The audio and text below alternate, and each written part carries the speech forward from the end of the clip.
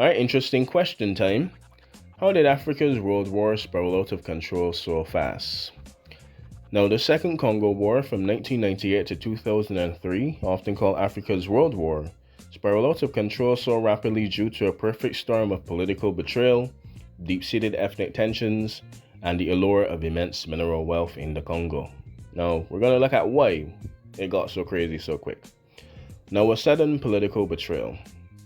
Now, the war began when President Laurent Desire Kabila, who had seized power in 1997, with the direct military support of Rwanda and Uganda, suddenly turned against his former allies. Now, the breakup. Kabila, attempting to distance himself from foreign influence and diminish Rwanda's perceived control over his government, dismissed his Rwandan chief of staff and ordered all Rwandan and Ugandan military advisors to leave the country.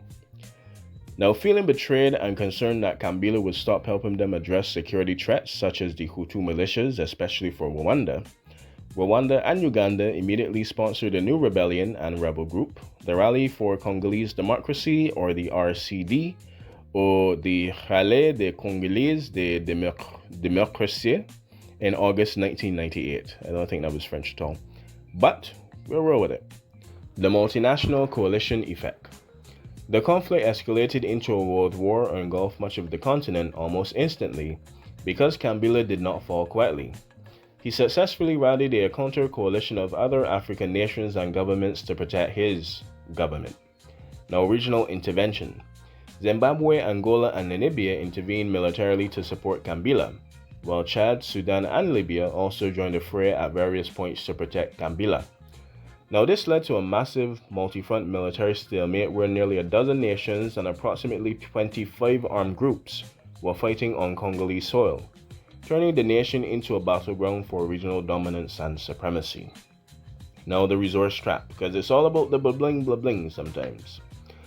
The Democratic Republic of Congo's vast wealth, specifically in gold, diamonds, coltan, cobalt, uranium, bauxite, other precious metals and stones, and even just for the vast swaths of land that you could occupy and raise chickens and other stuff and do bananas, tobacco, whatever, cotton, whatever, provided a powerful and perfect incentive for the conflict to continue.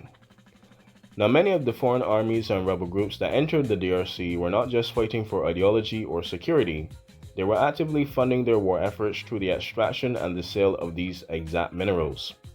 And this turned the war into a resource war where the economic benefit of controlling territory encouraged factions to keep fighting rather than to seek peace, because why seek peace and give away all this land? But sometimes it's not just about the money, sometimes it's really about the grind set and how you're thinking. Deep ethnic tensions and historical tensions. The war acted as a massive vacuum, sucking in long-standing unresolved conflicts. Firstly, the Hutu versus the Tutsi. The conflict was deeply rooted in the aftermath of the Rwandan genocide and the spillover of ethnic violence into the eastern DRC. So various local groups, collectively known as the Mama, joined the fighting, often motivated by intense resentment towards foreign presence and Pacific ethnic groups like the Banyamulenge or the Congolese Tutsis. This decentralized the violence, making it impossible to stop by simply signing a peace treaty between two main leaders. Now, ultimately, the combination of a power vacuum left by the collapse of the previous Mobutu regime and Zaire, the regional hunger for resources, and the ease of which neighbors could project power into the DRC because it is the biggest country in Africa today, created a rapid, devastating escalation that took years of international mediation and talks and all kind of thing to eventually contain, and it's still kind of going on in some regions because Congo is just that big. Congo is just that big. Like, the scale of Congo could fit over much of Western Europe. That's how big the Congo is. But anyway, King Leopold II's private estate aside, that is the legacy of Africa's World War, where leaders from Luanda and from, I'm forgetting my capitals already, but Libya, not Tripoli, Libya is not Tripoli. Libya is not Tripoli for sure. Not Benghazi at all. It's right on my tongue, but Libya, Chad, Yeah, it went kind of crazy, honestly. I'm not gonna lie. Like, yeah, sorry for my lack of geography. I was just driving for like 2 hours, so yeah, it was a long day for me. But hope you enjoyed. Hope you learned something, and I hope this was interesting to you. Just this one really came into my mind because I remember I was watching a armchair historian video about this. I was like, how did this shit get so out of control so quick? So I had to do a little research myself and probably just do a little script reading, but not bad. But hope you enjoyed.